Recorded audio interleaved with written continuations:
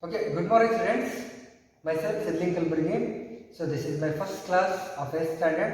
So in this class we are going to discuss about the physics lesson, that is chemical effects of electric current. Right? So in last year you have studied about the effects of electric current. Right? There you have studied about the electric bell and factors affecting on that. Those we have studied in the last year. Now in this class, what about the what are the chemical effects on the electric current? So you know that what is current? Current is the flow of charge, right? Charge means water. There may be which charges? Electrons. The flow of electrons constitute the electric current, right? The flow of charges constitute the electric current. So that we call it as the electric current definition. Electric current, how we are going to measure, that also you have studied in the last year only. That is electric current is measured in terms of ampere, milliampere or as microampere also we are going to measure. So the SI unit of electric current is ampere, right? So now in this class, before going to the syllabus, let us remember some commonly used terms in this lesson. So which are the commonly used terms we are going to use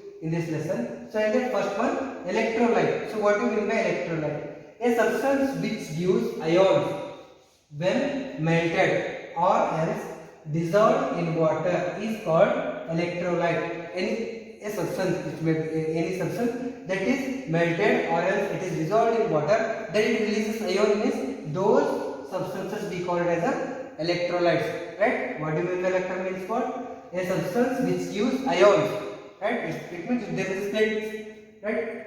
When melted, it means heated, or else dissolved in water. That is, we have dissolved in water, then we call it as that solution as a, that is we call it as a electrolyte. So example for that electrolytes are sodium chloride, sulfuric acid and sodium hydroxide. These are the some examples of electrolyte. So sodium chloride chemical symbol is NaCl. So here sodium is positive, chlorine is negative. So when you dissolve in water, these sodium chloride splits into Na plus and Cl minus. So this solution we call it, this type of solutions we call as electrolyte or as electrolytic solution. So these solutions is called electrolytic solution. So the solution of sodium and chlorine, that solution we call it as a electrolytic solution, right? Next one is non-electrolytic solution. So what do you mean by non-electrolytic? Non-electrolyte. So what do you mean by non-electrolyte? A substance which does not use ions. A substance which does not use ions when it is melted or else dissolved in water. Those substances we call it as a non-electrolyte. It means any substance we dissolved in water, it means we heated that substance. If it does not releases ions, that substance we call it as a non-electrolyte, right? So example for that, sugar, urea, benzene, tetrachloride, ethyl alcohol. These are the some examples of non-electrolyte. So when you dissolve in water sugar, so what happens? The sugar is equally distributed in water, right? It will not in bottom the sugar concentration is more, we cannot say. In upward the sugar concentration is less, we cannot say. So when we dissolve sugar in water, it equally mixes with water. That's why this is called as a non-electrolyte, right? Next, conductors. So last year also you have studied about the conductors, water conductors, right? A material which allows electricity to flow through them. Those materials we call it as a conductors. They have many times you learned about this conductor. Any material which allows electricity to pass through them, that those materials we call as a conductors. So example for that, silver, copper, aluminium, iron, brass, etc. These are the some examples of conductors, right? So commonly we use copper wire for our housing, for our house wiring, right? Copper and aluminium. So you have seen. Next, the solution of strong electrolyte when molten electrolytes are also good conductors of electricity, right? So what is here? The solution of strong electrolytes and the molten electrolyte are also the good conductor of electricity. So here when you add NaCl to a water, then what happens? That will be a strong solution. So that will conduct electricity. Those solutions also will conduct Those solutions also good conductors of electricity. Next is insulators. The material which does not allow electric current to pass through them. Those materials we call it as insulators. This also you have studied many times, right? Insulator means the materials which will not allow the electric current to pass through them, right? So example for that, dry wood, plastic, glass, cords. These are the some examples of non-conductors. It means insulators. It will not conduct the electricity, right? So see here, metals and their alloys, molten electrolytes and electrolytic solutions. These are the good conductors, right? So here, metals and alloys, molten electrolytes and electrolytic solutions are good conductors. Semiconductors are poor conductors. It means it will conduct partially electricity and it will not conduct some of the electricity. So that's why semiconductors are poor conductors. Insulators are non-conductors. Now only I told you, it means it will not conduct electricity. So that's why insulators are non-conductors. Next thing is cations and anions. Right? Now only I told you that an electrolyte will dissolve in water or else it is melted, that produces ions. Right? Those ions are free to move anywhere. Right? Now only I have given the example of about the sodium chloride. Right? It is dissolved in water. What happens? It produces sodium plus ion and chlorine minus ion. Right? So this sodium plus ion we call it as a cations. Right? And the chlorine minus ion we call it as a anion. Right? Once again, you listen here. What is cation and anion? An electrolyte substance that is dissolved in water or else it is melted. It produces free ions. Right? Those ions are free to move anywhere. So here is the example of sodium chloride. It is mixed with water. It is dissolved in water. It produces Na plus ion and Cl minus ion. So this Na plus ion we call it as a cation and Cl minus, that is chlorine minus ion, we call it as a anion. These are the cations and anions. Next, what is electrolysis? Right? Electrolysis. So electrolysis is the process of splitting of an electrolyte with the help of electricity. We call it as a electrolysis. So here is splitting up of electrolyte. So electrolyte we are going to split with the help of electricity, that we call it as a electrolysis. Right? Here we have dissolved that is NaCl, we dissolved in water. Right? That when we apply electricity to that, then it splits, means that we call it as a electrolysis. Right? Electrolysis means what? The process of splitting of an electrolyte with the help of electricity, we call it as a electrolysis. So right, during electrolysis what happens? Cations are reduced at the cathode. So during the electrolysis, cations are reduced at the cathode and the anions are oxidized at the anode. So where cations are get reduced by the cathode and the anions are oxidized at the anode. So and one more thing, electrolysis of molten sodium chloride gives sodium metal at the cathode and the chlorine at the anode. So when we do electrolysis of sodium chloride, so what happens? At the end of the cathode we get the sodium metal, right? And at the end of the anode we get chlorine. So this is about the electrolysis. So next thing, electrodes. What are electrodes? Right? A metallic wire or a rod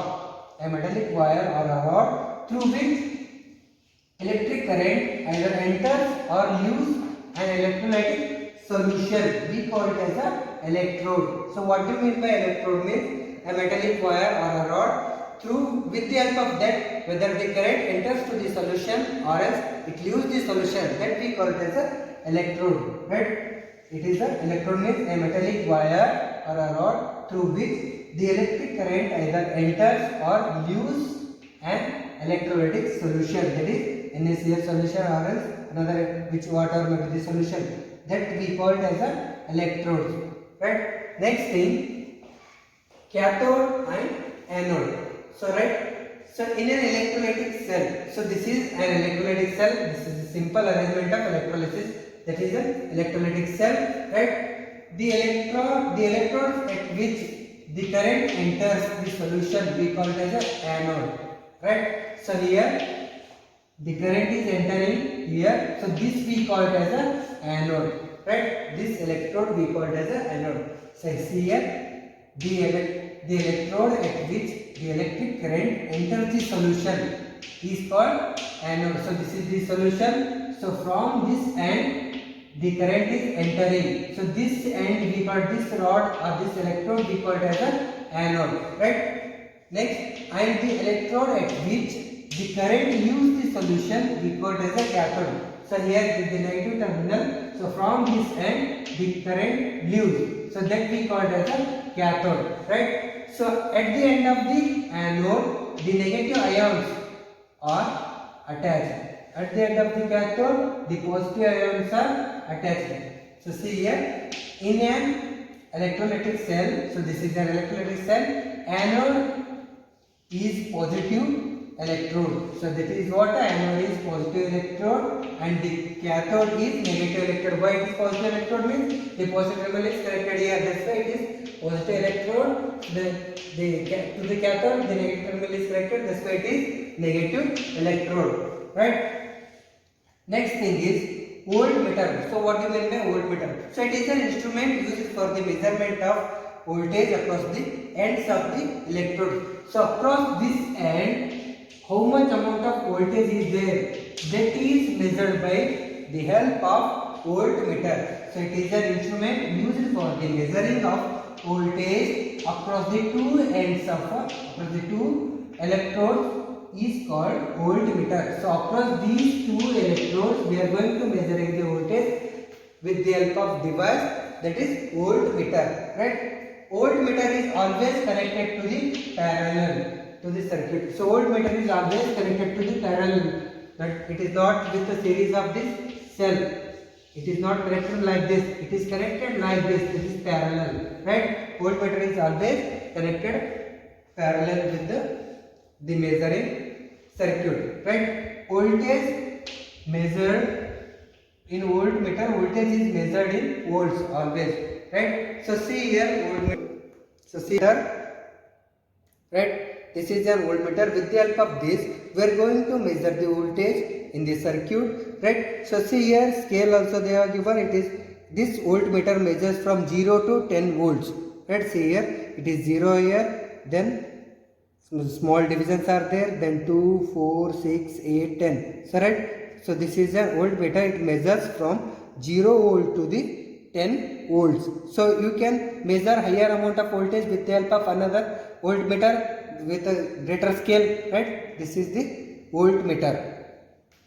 The next thing is ammeter. So ammeter is an instrument which is used for the measurement of the current flowing through the circuit. So how much amount of current is flowing through that circuit, that is measured with the help of ammeter. That is we call it as a current meter also, right? So right. The current is measured in terms of ampere or as milliampere or as microampere also we are going to measure. So if you want a small amount of current you want to measure with, that we can measure in terms of microampere or as milliampere also, right? Current is always measured in terms of ampere, right? So the ammeter is always connected in series.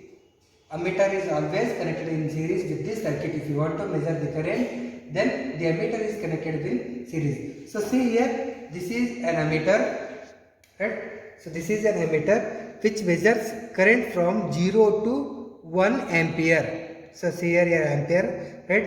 It is an ammeter that it measures from 0 to 1 ampere. See here 0 afterwards 0.2, 0.4, 0.6, 0.8 and 1. So if you want to measure higher amount of current, then you can change the ammeter with a different scale we have. You can change with the help of that you can measure the current, right?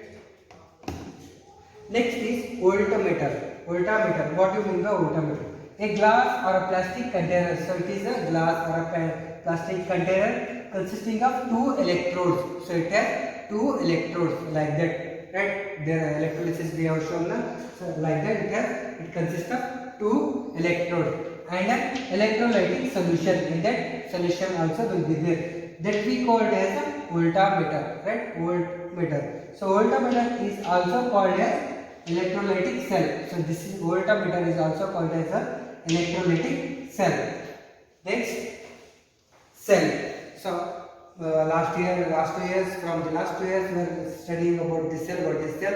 It is a source of electricity that produces electric current. So it is the source of electricity is called a cell, right? A combination of cells is called a battery. So it means combination of cells. So this is one cell, this is another cell, this is another cell, that we call it as a what? A battery. The combination of cells we call it as a battery. A cell or a battery gives direct current. So always a cell and a battery gives a direct current, right? So I hope you understood all these concepts whatever I have explained in this class, right?